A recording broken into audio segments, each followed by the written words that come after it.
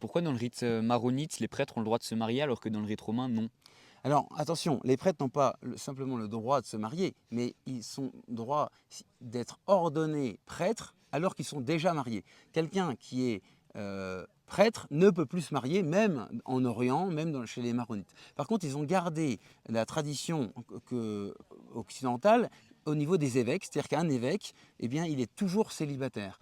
Voilà. Et nous, en fait, ce que eux font pour les évêques, nous, on garde pour les évêques et les prêtres, on a gardé cette tradition. Parce que j'avais parlé avec un de ces prêtres, il nous disait c'était l'église, puis le travail, puis l'église, puis le travail, puis l'église, puis la famille. Donc comment ils arrivent à vivre tout ça en même temps? Ah ben, c'est clair, moi j'avais demandé aussi à un ami et qui m'avait dit la priorité c'est la pastorale, hein. Ça c'est sûr que c'est la grande priorité et du coup eh bien il y a peu de temps, c'est vrai, pour la famille. Alors comment faire pour garder à la fois le travail, la famille et la paroisse si on donne priorité à la paroisse? C'est pour ça que faire comme Saint Paul, être célibataire, tout donner à son épouse qui est l'Église, ça me paraît très cohérent. En tout cas c'est une joie pour moi d'être célibataire, d'être tout donné.